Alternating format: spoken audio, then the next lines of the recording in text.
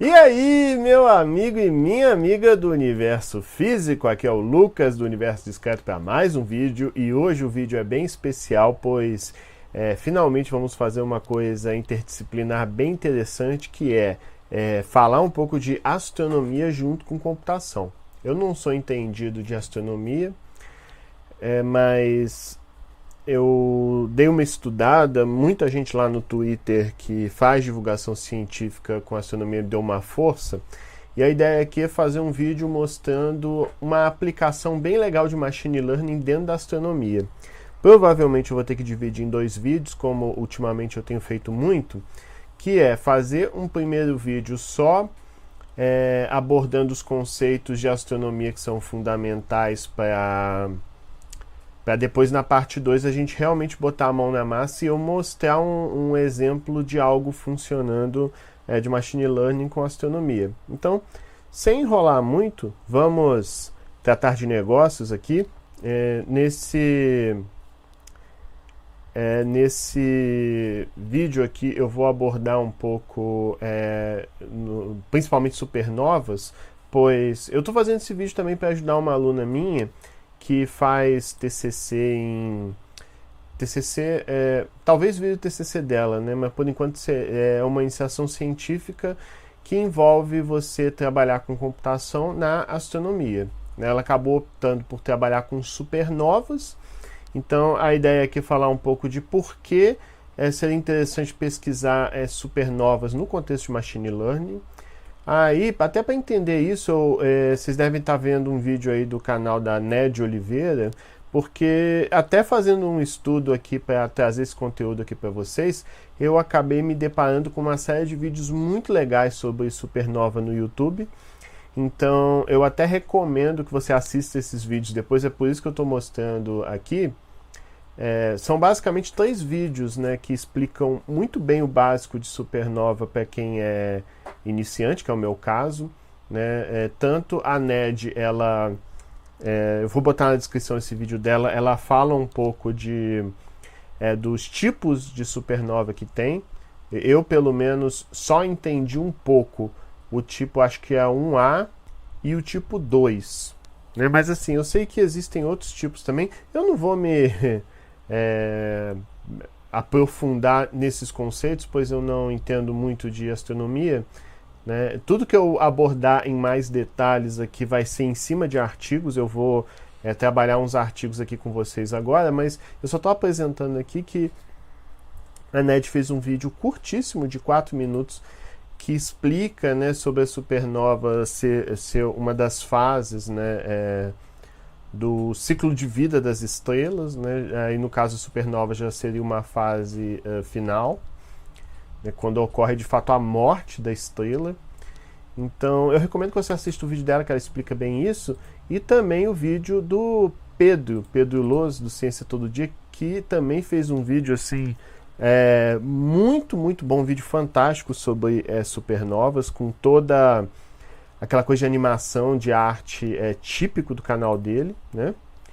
Assim, e uma didática assim, fantástica para mostrar as forças que influenciam né, nesse momento na vida da estrela, né, normalmente, que você tem a gravidade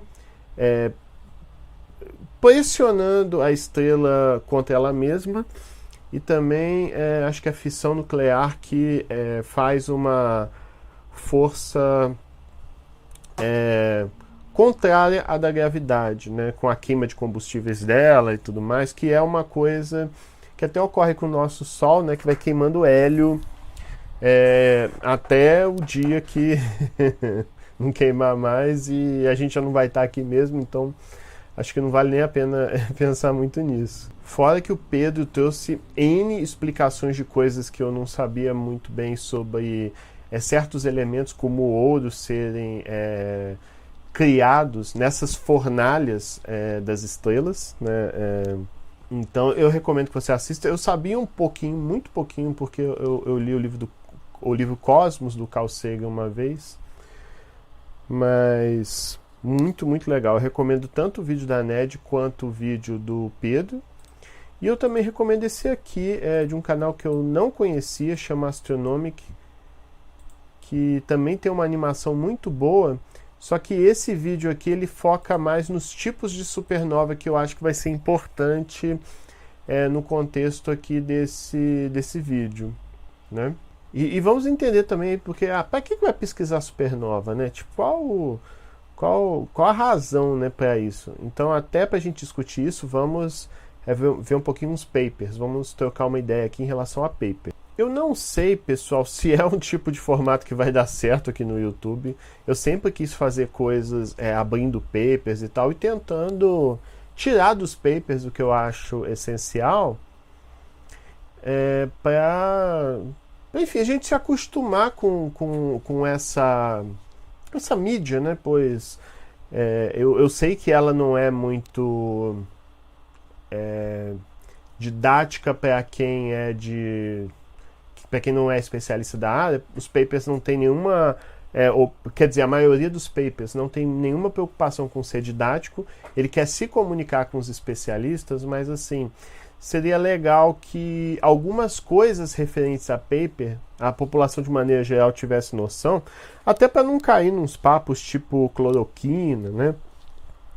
Tipo, se você fosse, acho que se qualquer pessoa fosse capaz assim de compreender pelo menos uma introdução de um paper, uma conclusão, assim, alguns elementos, acho que já ajudaria demais nesse momento difícil que a gente está vivendo. Mas sem enrolar muito, foi até eu não lembro sobre o nome dela, a Roberta, que twitta bastante coisa sobre IA e Machine Learning. Ela me ajudou muito com esses papers aqui que eu trouxe para esse vídeo, para discutir aqui com vocês. Eu vou até botar o Twitter dela na descrição. Assim, eu acho que se vocês forem procurar uma pessoa que entenda da interdisciplinaridade dessa área, que é Machine Learning e astronomia, ou astrofísica, né, seguir o perfil dela, eu acho que vale muito a pena.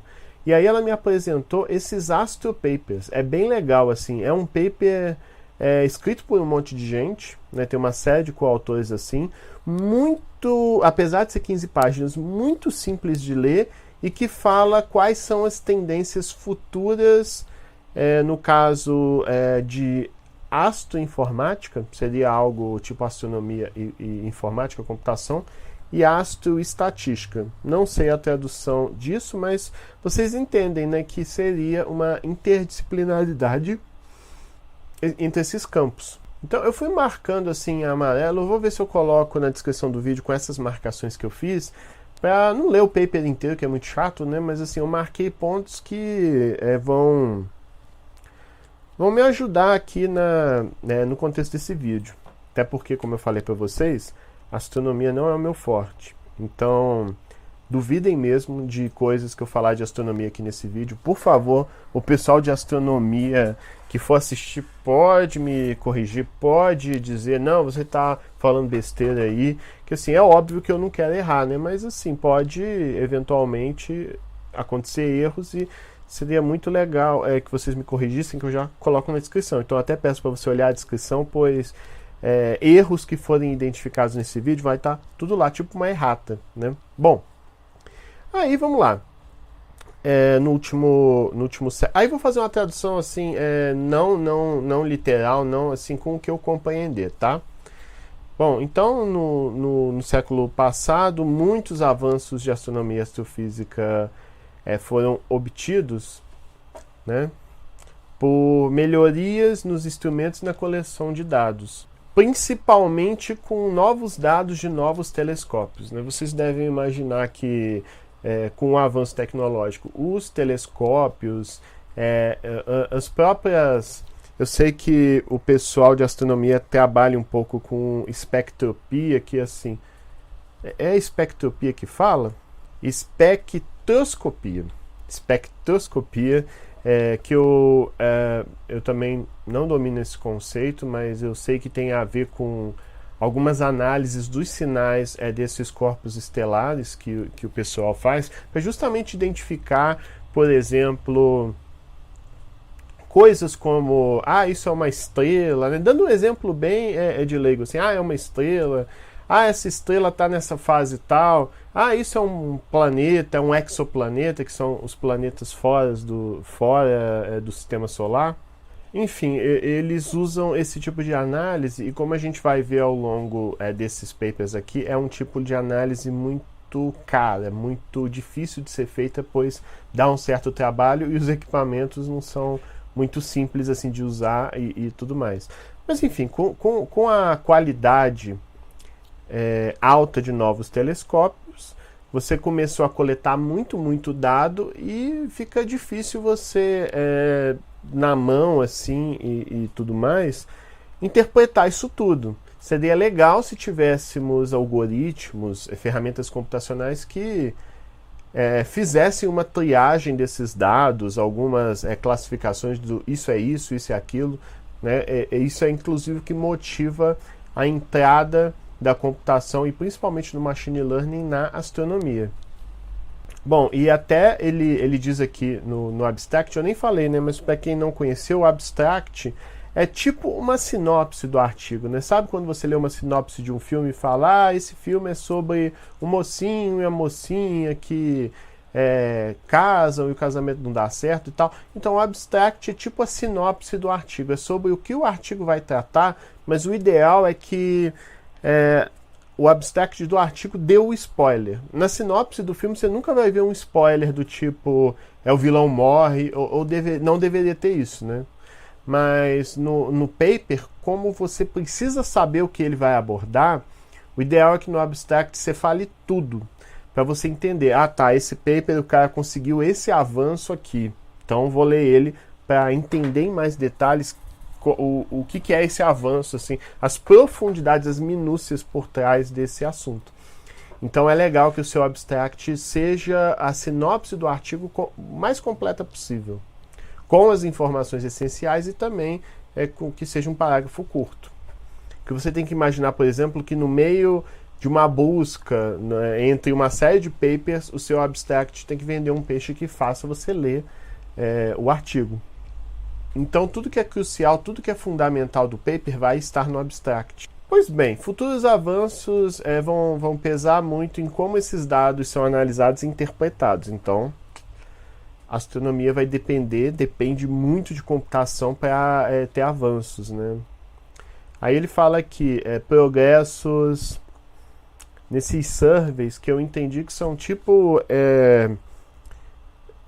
provavelmente eu não vou definir da maneira mais correta possível, mas como eu entendi, você tem tipo grandes pesquisas que envolvem coletas de dados, bases de dados de informação, assim, uma coisa muito grande, né?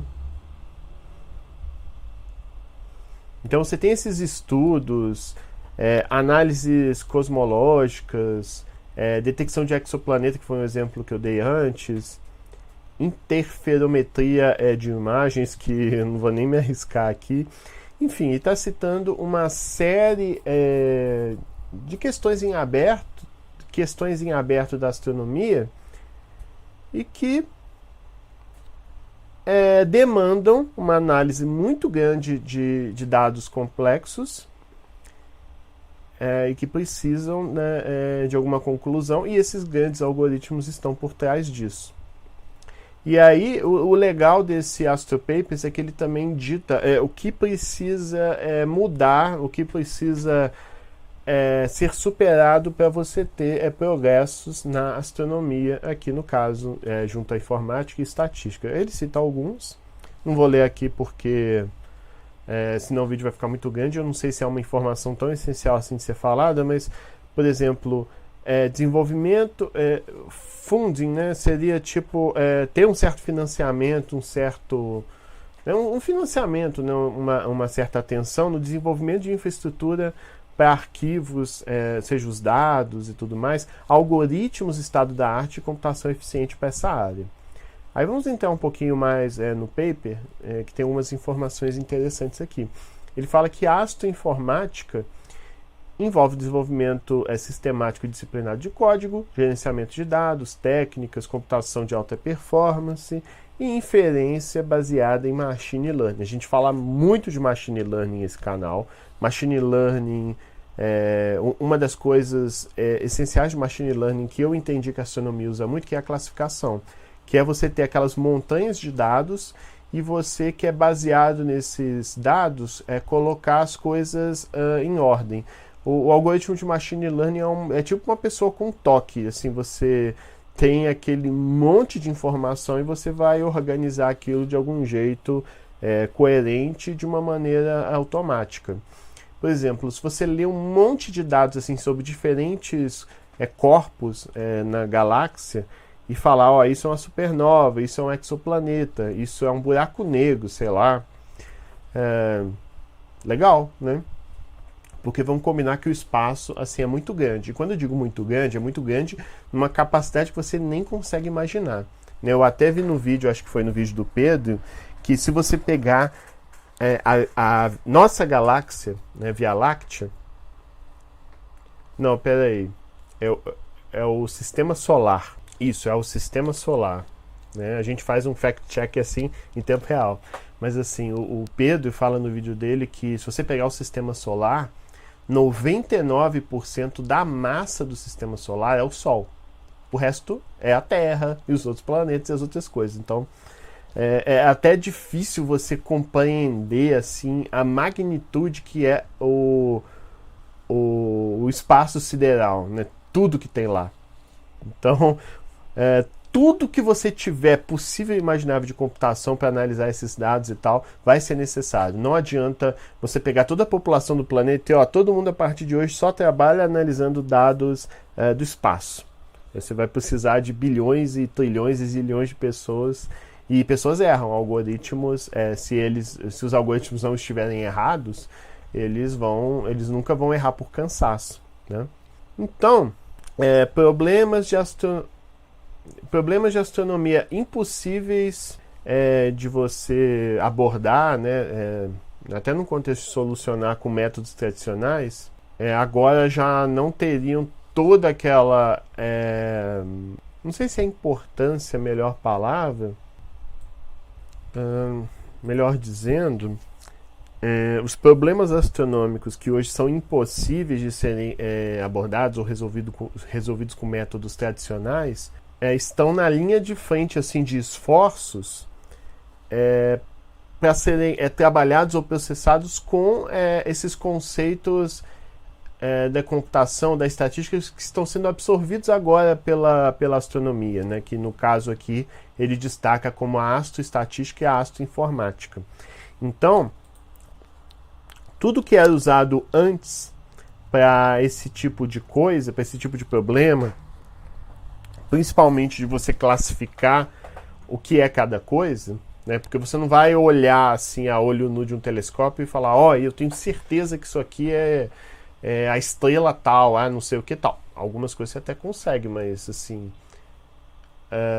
eu acho que deve ser complicado. E mesmo que a pessoa a olho nu consiga ver cada coisa e dizer o que é exatamente sem errar nunca, assim, é muita coisa que a pessoa teria que olhar. Então assim, não tem jeito, você vai ter que automatizar esse processo, né? Pelo menos foi da forma como eu entendi lendo esses papers. Então, o que eu entendi até agora é que assim, com o que já tinha antes, não dá. A gente melhorou os telescópios, tem muita informação agora, a gente precisa automatizar ou pelo menos fazer uma triagem dessas informações para você saber direitinho o que é cada coisa e assim compreender o universo, compreender o que está acontecendo, como as coisas surgiram. Né? Com isso a gente consegue entender até de onde a gente veio. Né? Então tudo isso é fundamental. Aí é vital, é bastante vital, né? É importante que a qualidade e que as técnicas com mais qualidade, mais sofisticadas, precisam casar bem com essa coisa da qualidade e a sofisticação dos dados. Agora vamos falar de um jeito que dê para entender, né? Então, se a gente precisa melhorar as duas coisas. A gente precisa de técnicas, algoritmos e tal, cada vez mais sofisticados e de qualidade, que não errem, para dados cada vez mais de qualidade e sofisticados também. Né? Lógico, né? As duas coisas têm que... Uma cresce junto com a outra, mas as duas têm que crescer. E para isso a gente tem que combinar o conhecimento de astrônomos, estatísticos e os experts de computação. Esse vídeo até é um esforço nesse sentido. Eu vou até ser sincero com vocês, eu estava com um pouco de receio de gravar pensando, mas eu li um livro do Carl Sagan sobre astronomia, vi uns vídeos no YouTube, que eu vou falar de astronomia? Mas assim, é justamente um esforço de tentar compreender essa área para trazer o seu conhecimento para aquela área e ajudar. Assim, a gente tem que tentar mergulhar um pouco. E esse vídeo é uma tentativa nessa direção, pois eu pensei, se eu simplesmente programar uma rede neural profunda para classificar supernovas, tá, mas para quê, por quê, o que é supernova?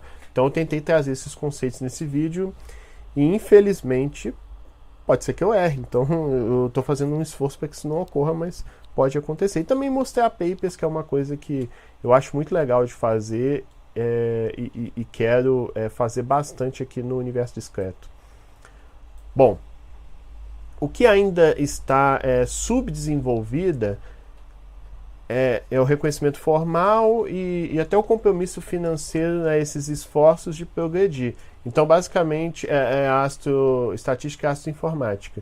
Então, os caras estão falando, precisam levar mais a sério isso aqui como uma área séria, precisa de grana. É isso que ele está falando no popular, aqui nessa frase.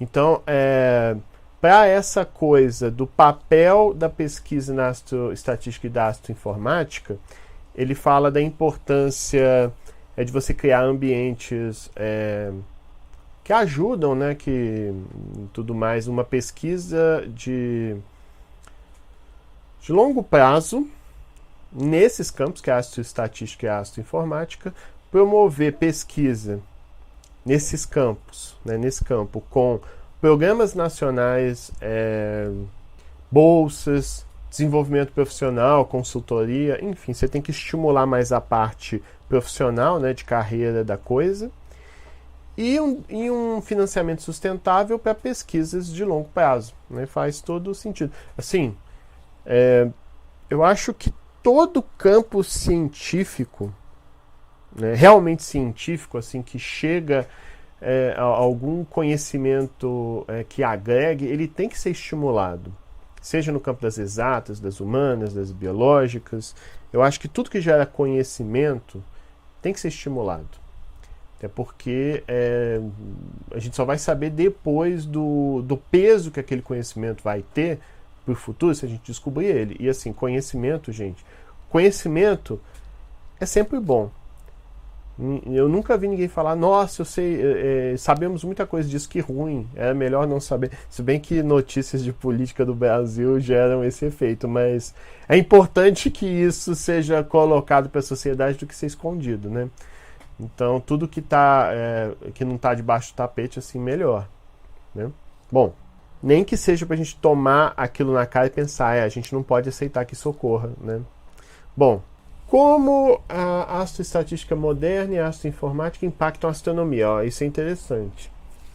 Pesquisa na astroinformática e astroestatística não entram naqueles limites temáticos tradicionais, já que ela inclui conceitos científicos, estatísticos e de informação, de ciências de informação de outras áreas.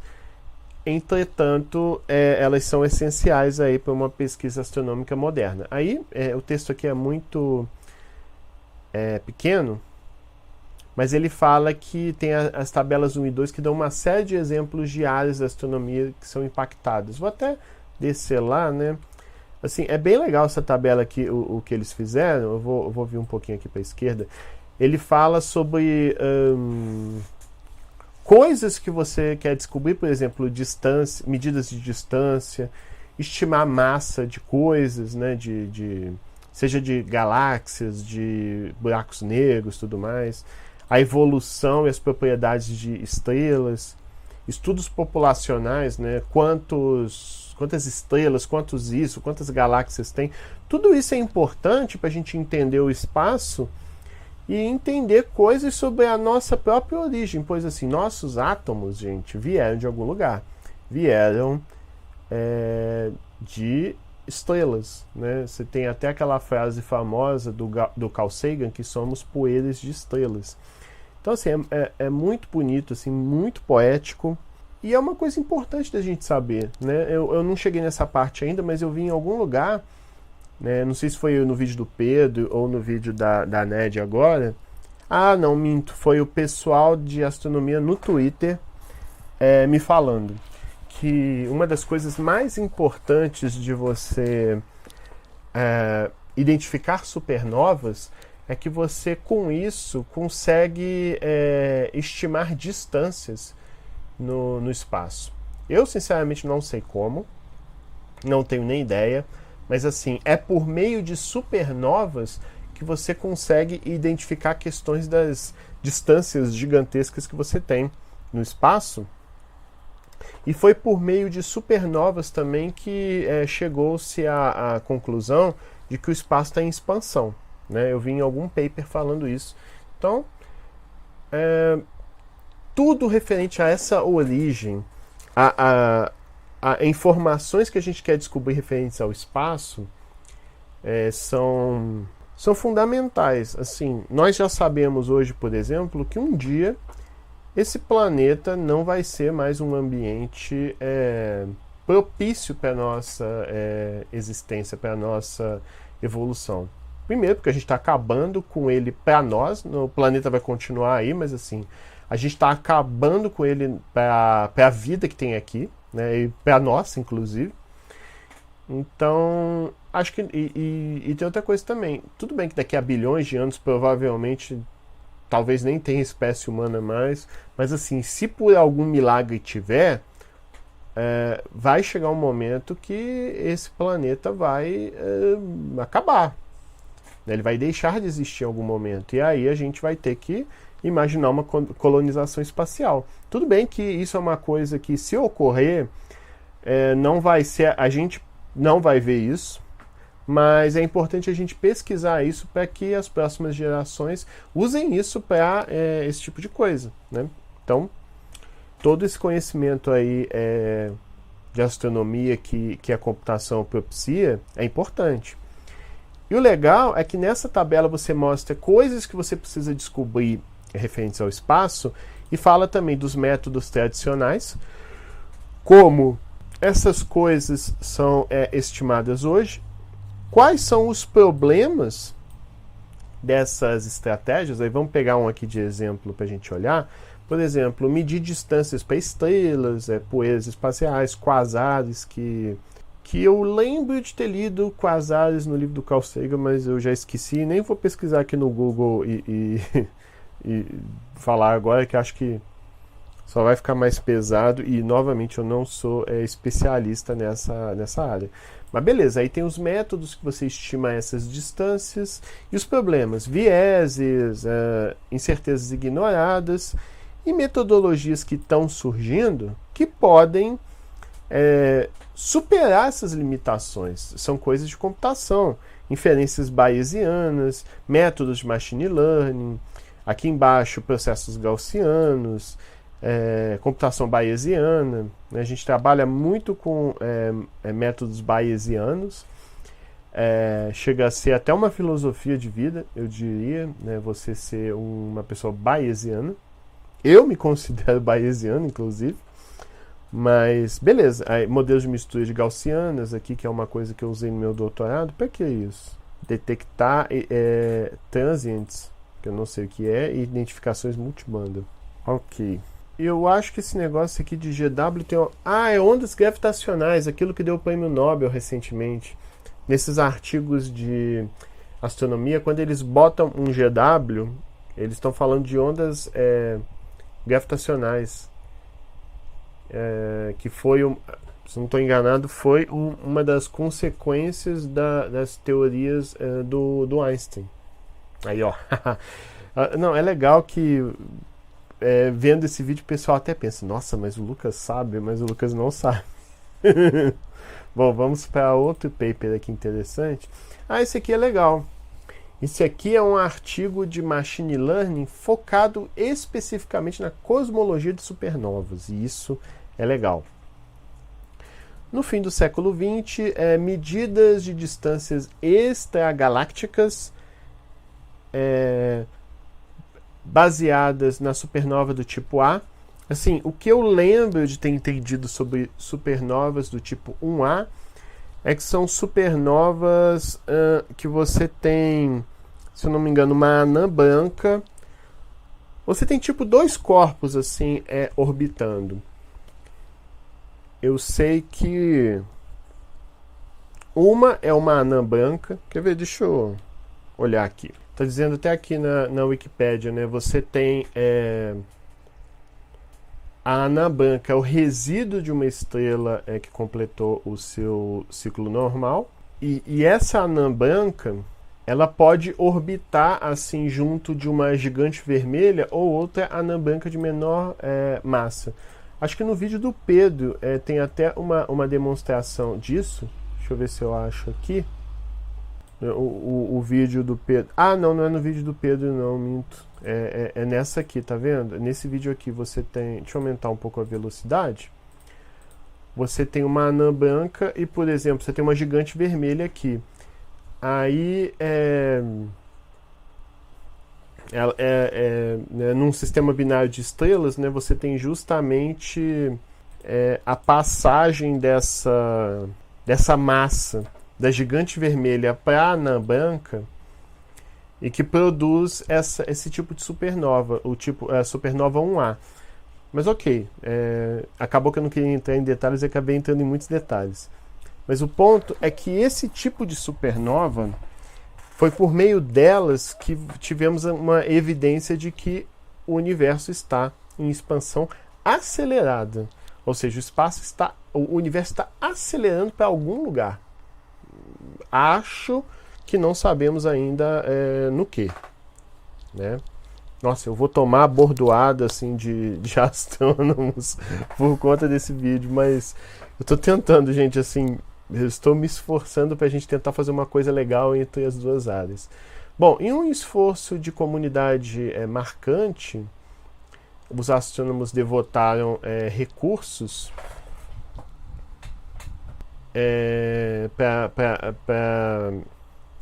compreender, né, restringir melhor esse entendimento assim, de parâmetros cosmológicos, para assim poder entender melhor as propriedades de matéria escura. Eu acho que um ponto esse aí que tem muitas coisas em aberto para descobrir é matéria escura, e esse estudo de supernovas, eu até nem marquei, mas isso aqui é interessante, eles servem como se fossem velas para compreender muitos mistérios que a gente tem, né, em todo o universo. Aí ok, a gente está preocupado com as supernovas, que elas trazem muitas pistas sobre o universo, e com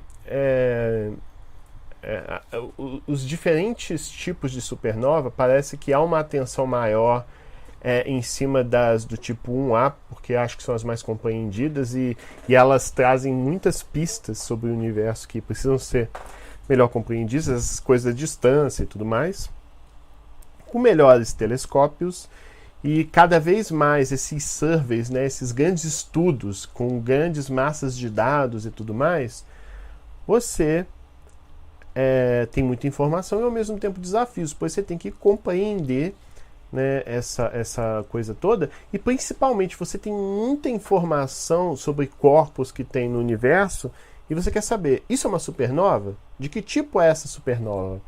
Pois com isso você começa agora que sabemos que lá tem supernova assim, assim, assim, já temos um entendimento melhor daquele setor e com isso expandindo esse nosso conhecimento aí.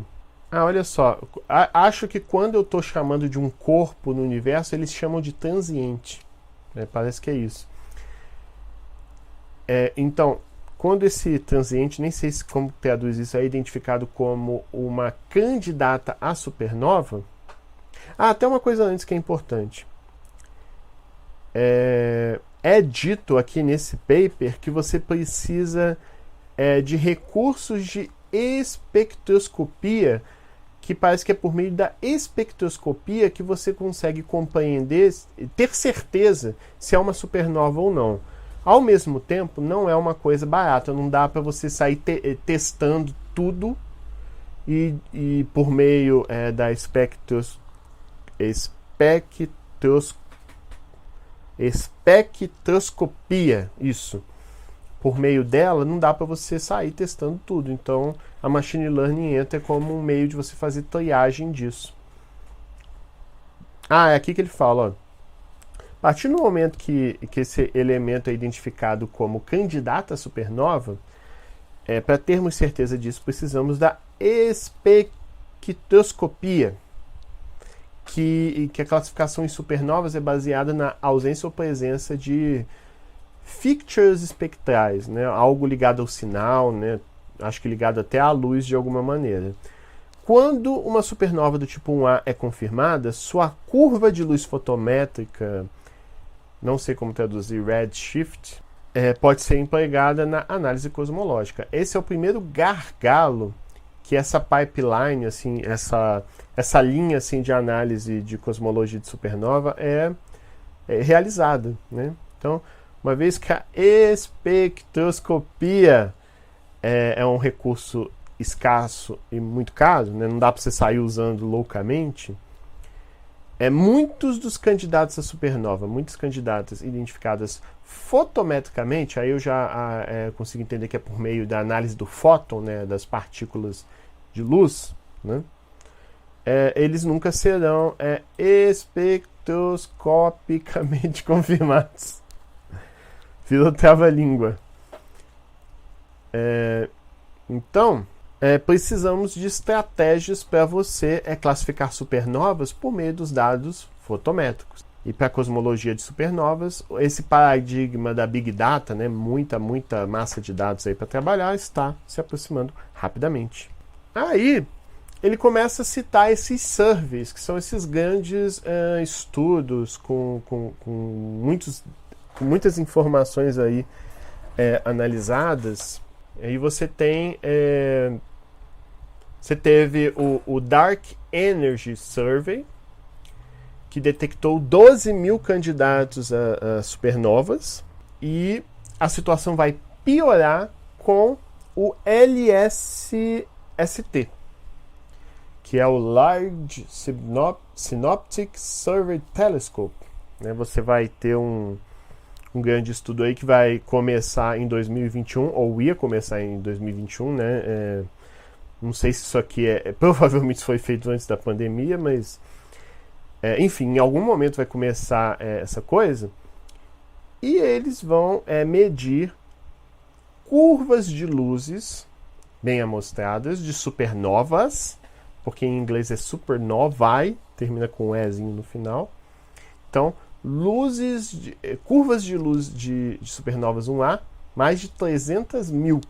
Então, coisa pra caramba. Ao longo de 10 anos. E que 3% disso será confirmado espectroscopicamente. Então, a gente precisa fazer uma análise dos fótons por meio de machine learning. Mesmo que a machine learning não... que assim, eu não sei se machine learning sozinha resolveria esse problema. Se resolver, ótimo. Se não resolver, pelo menos uma triagem, assim, ele consegue eliminar, né? A machine learning vai ajudar a eliminar ou colocar em ordem, ó, testa essa aqui, que essa aqui é mais candidata a ser uma supernova que essa. Então você pelo menos aloca seus recursos aí em onde você vai usar esses recursos da espectroscopia. Eu não estou falando assim de sacanagem, porque rola uma trava-língua, né? Bom, esforços de cosmologia de supernovas para fazer essa análise de curvas de luz puramente fotométricas, né, estão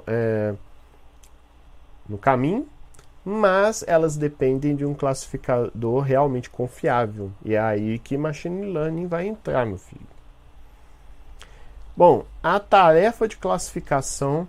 Quando a gente fala de classificação em machine learning, a gente está preocupado em realmente botar em gavetas. Ó, isso isso não é.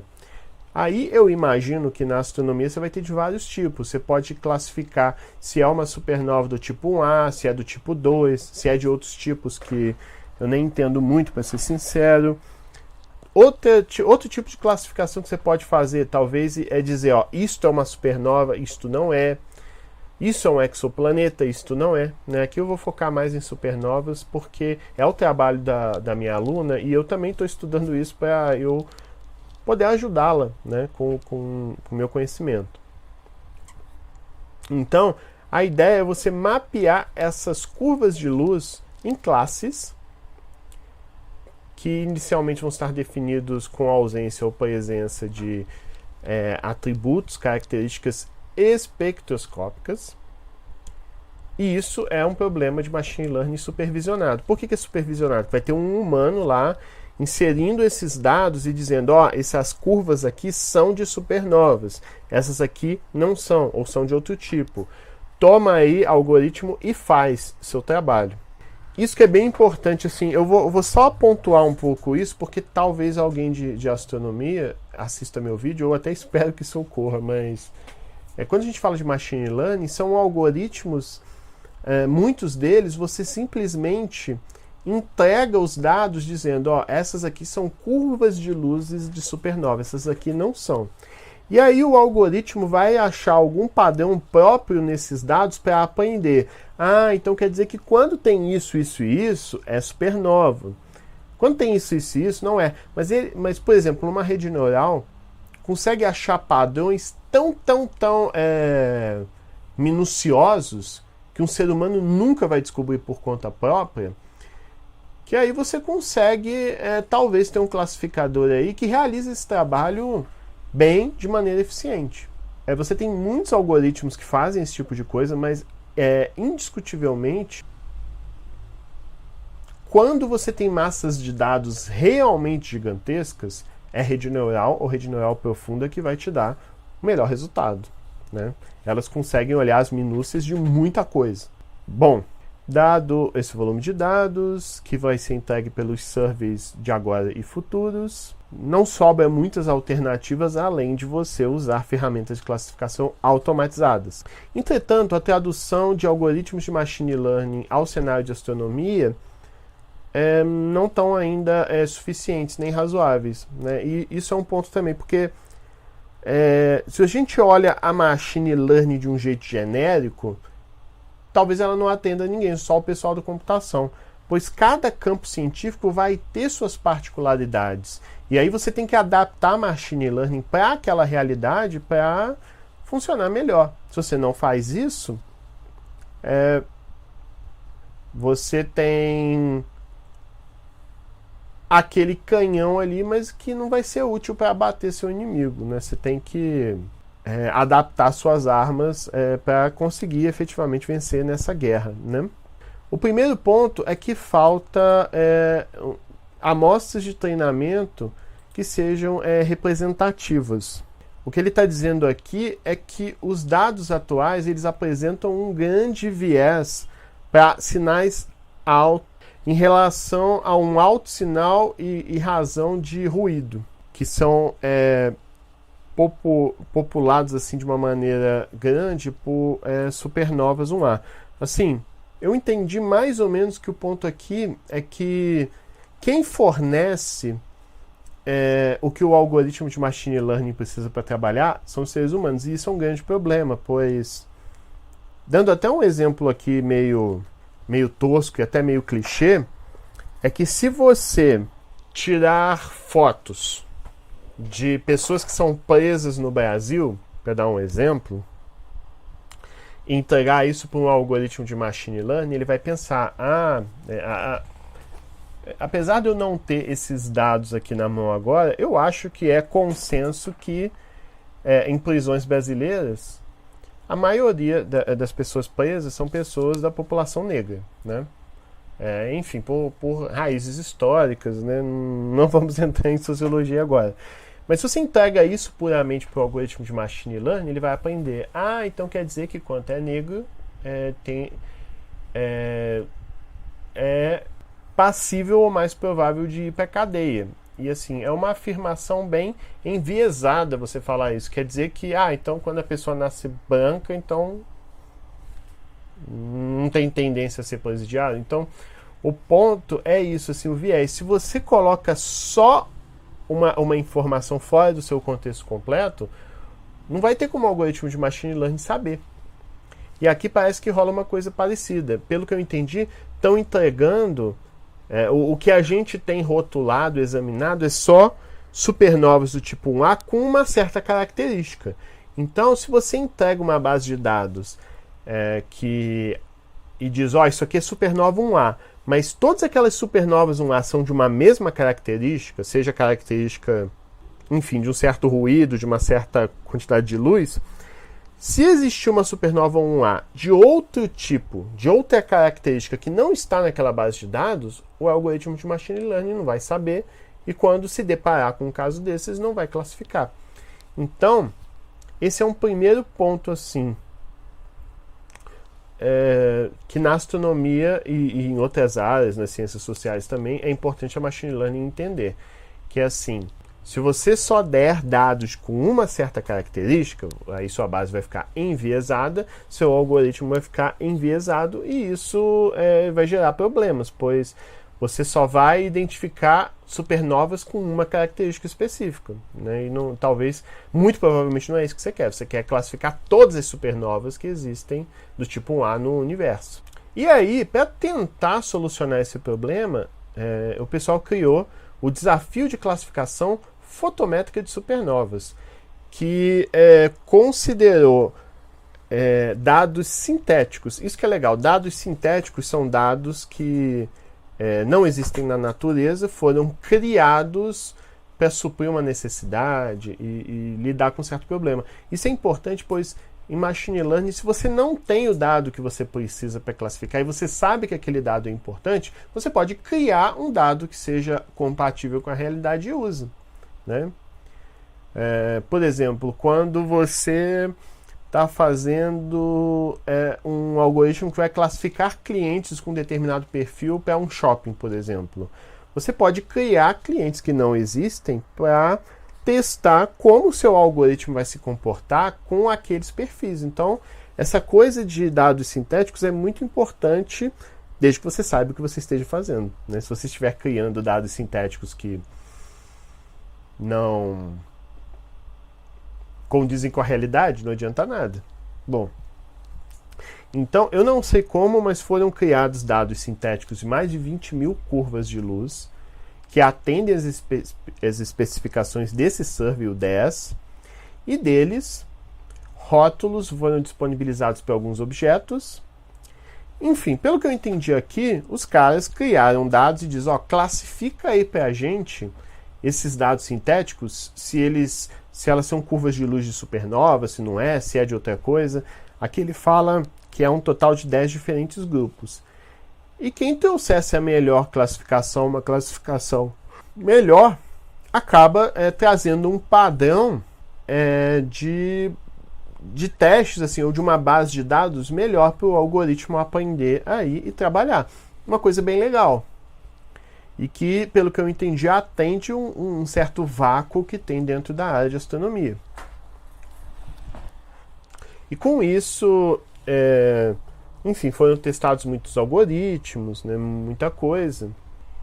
E dentro de estratégias que usaram para lidar com essa questão do viés que eu falei antes, duas são conhecidas da gente, que é o aprendizado semi-supervisionado e o Data Augmentation. Eu nunca lembro a tradução disso, mas seria você aumentar ou inflar sua base de dados. Eu vou explicar isso junto aqui, seguindo o paper.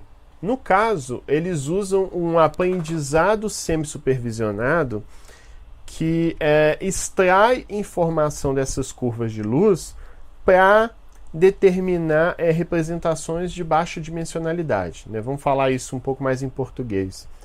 O que acontece? Uma coisa que a gente estuda em Machine Learning é que a gente tem muitos dados e às vezes a gente não precisa daquilo tudo, que dá para você representar com uma dimensionalidade menor, você consegue manter mais ou menos o grau de informação que você precisa com menos dados. Seria, nossa, me perdoem os cientistas que vão ouvir isso, seria como se você zipasse de certa forma a informação para a informação gastar menos memória, demandar mais processamento e você assim não perder tanta coisa. Você ainda ser capaz de chegar a análises muito próximas com um pouquinho mais de erro, mas diminuindo muito tempo de processamento. Então essa coisa de reduzir, representar com baixa dimensionalidade é uma coisa até que eu vou falar no curso de Machine Learning que está rolando no meu canal. Então esse é um ponto importante. O outro ponto é a Data Augmentation, que é você desenvolver estratégias que aumentem ou incrementem a base de treino. Isso é uma coisa que até com Deep Learning, por exemplo, já falei muito de RedisGAN, que o que ela faz? Ela pega dados que existem naquela base de dados e cria novos que tenham a ver com aqueles. O interessante disso é que você consegue aumentar a sua base de dados, criar dados sintéticos que sejam úteis. Né? Fazendo uma analogia assim que seria maravilhosa, se for possível, por exemplo, imagina que você está trabalhando com um diagnóstico de câncer, que é uma coisa com que eu trabalho, que eu já trabalhei um tempo. Né? Você usar softwares para diagnosticar tipos de câncer, por imagem. Vocês devem compreender que numa base de dados é mais fácil eu achar no mundo assim para tirar a foto e botar na base de dados imagens, por exemplo, de tomografia computadorizada, raio-x, enfim, de pessoas que não têm câncer do que pessoas que têm câncer, porque achar pessoas no mundo que tenham câncer de um determinado tipo é mais difícil do que achar pessoas que não tenham câncer nenhum. Ainda bem, né? Isso que a gente quer mesmo. Só que é mais difícil achar a informação que você precisa para treinar seu modelo. Então, se for possível você ler um monte de imagens de pessoas que têm câncer e criar novos casos, imagens para outras imagens de pessoas que teriam aquele câncer e tudo mais, seria maravilhoso você aumentar a sua base de dados. O problema é que você tem que aumentar isso sem incorrer em erro. Né? Então esse é o grande problema. Aí, seguindo aí no caso, esse paper até cita trabalhos que fizeram isso, mas não, acho que não vem ao caso, porque teoricamente é para dar uma visão introdutória aqui. Aí o impacto positivo dos dados dessa competição encorajou um segundo desafio, que usando dados daquele outro survey, né, ligado àquele telescópio, né, LSTT, que eu falei lá em cima, eles criaram o desafio Plastic, que foi hospedado, enfim, executado pelo Kaggle, que é um grande site onde tem bases de dados de machine learning para você usar e tudo mais.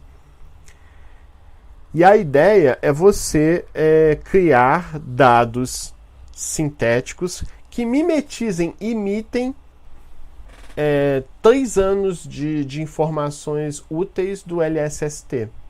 Então eles dão um conjunto de treinamento com 8.000 objetos de 14 diferentes classes, aí pode ter supernova, enfim, com 3 milhões de curvas de luz, e a ideia é você conseguir construir mais informação em cima disso.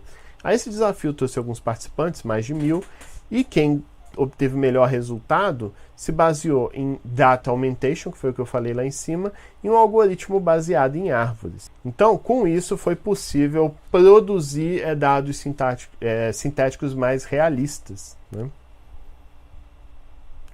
E, paralelo a esses esforços, alguns grupos investigaram redes neurais e Deep Learning, que é até uma das coisas que a Roberta lá do Twitter, eu acho que ela trabalha com Deep Learning ligado a buracos negros, mas eu não lembro o que exatamente ela estuda em cima disso. Só que nem preciso dizer que para Deep Learning você precisa de muito dado. Então esses dados sintéticos, realistas, são fundamentais para você trabalhar com Deep Learning mesmo. Aí ele apresenta aqui algumas estratégias usando redes neurais convolutivas. Eu ia até dar uma palhinha sobre ela, mas não agora. Mas só para resumir, uma rede neural convolutiva é uma rede neural que é mais apropriada para analisar padrões de imagem. como, eu espero, ou no meu blog ou num vídeo, explicar melhor isso. Né? Mas ela lida bem com essa questão da dimensionalidade dos dados. Lida bem com isso. E aí, novamente, ele fala da importância de você ter um classificador puramente fotométrico, não depender tanto da espectroscopia. E depois um outro trabalho do Moller e Boissier, com certeza a pronúncia dos nomes está errada, que é o Supernova com 2 N's, que é um framework que usa redes neurais recorrentes bidirecionais. O que é interessante da rede neural recorrente, se eu não estou enganado, tem uma pessoa na divulgação científica que entende pra caramba desse tipo de rede, é a Camila do Peixe Babel. Né? Mas o pouco que eu nunca implementei uma rede neural recorrente, que eu me lembro. Talvez até eu tenha usado, mas sem ter muita noção do que ela estava fazendo. Mas o ponto é que uma rede neural recorrente é uma rede neural que incorpora a informação semântica de tempo. Então, ela não só armazena coisas, mas armazena coisas com um certo ordenamento, né? Do tipo, no intervalo de tempo tal ocorreu isso, no intervalo de tempo tal ocorreu aquilo, no intervalo de tempo tal ocorreu aquilo lá. Eu imagino que isso deve ser importante, pois se você está analisando uma supernova, talvez a emissão de luz dela ao longo do tempo seja uma informação importante para classificar. Isso até me lembra, por exemplo, o pessoal, antes da pandemia ser o único assunto que a gente discute, os astrônomos no Twitter, o pessoal da divulgação, estava em polvorosa por conta da Betelgeuse, assim, não sei como pronuncia, que talvez fosse uma supernova que a gente veria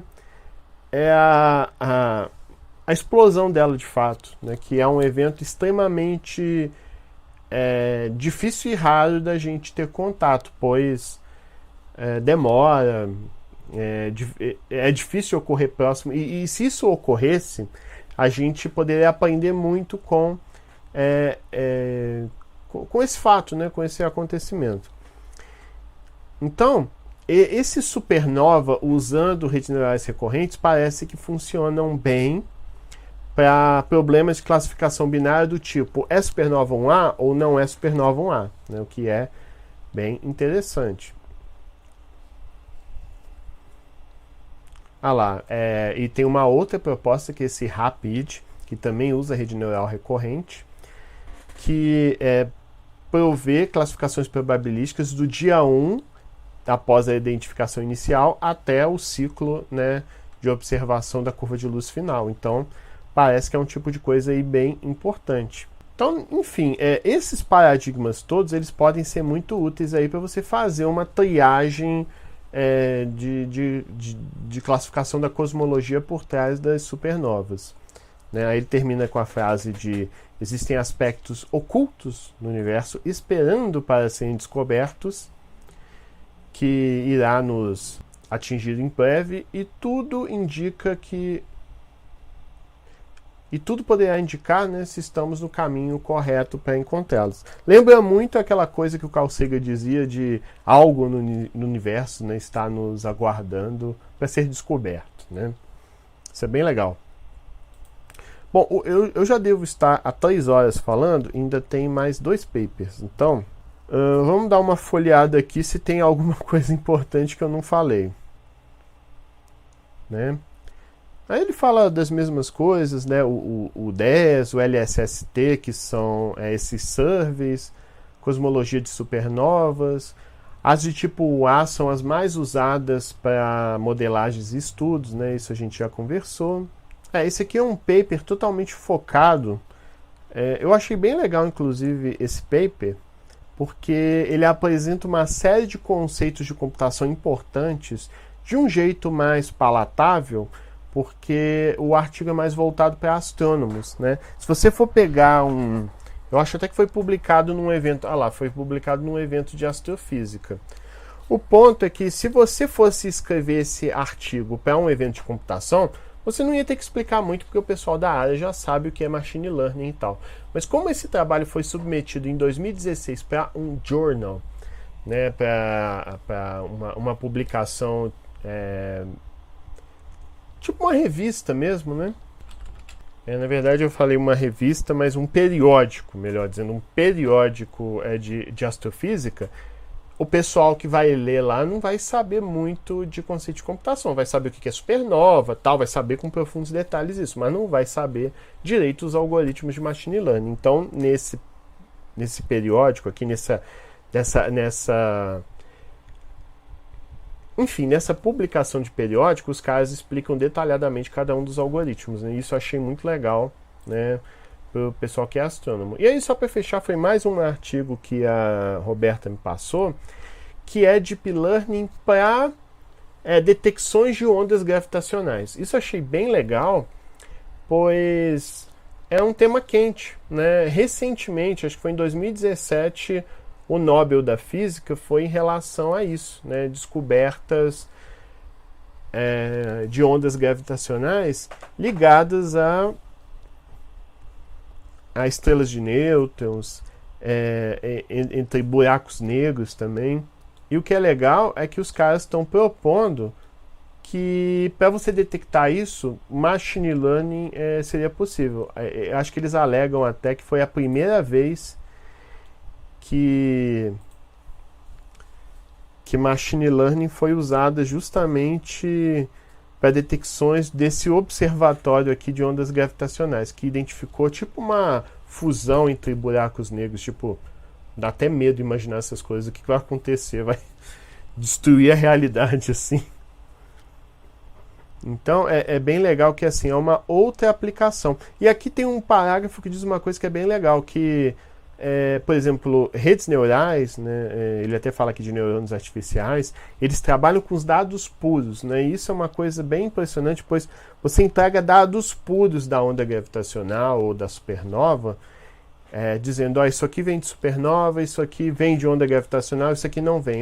Descobre o padrão para sempre que vier dados do gênero, você me dizer o que é e o que não é. Então, isso é muito impressionante. Tá certo, gente? Então, assim, a gente bateu um papo aqui de 1 hora sobre astronomia e machine learning. Achei isso bem legal. Acho que hoje eu não vou conseguir gravar a parte 2 desse vídeo, que é implementar. Que o próximo vídeo eu vou fazer o seguinte: eu vou realmente implementar com vocês passo a passo um algoritmo usando rede neural convolutiva para classificar se algo é supernova ou não é. Só um exemplo, que é uma coisa que a minha aluna vai precisar para começar a entender esse universo. Tá certo, gente? Então, eu pretendo em breve, se tudo correr bem, talvez amanhã mesmo gravar esse outro vídeo. E valeu e até a próxima. Obrigado!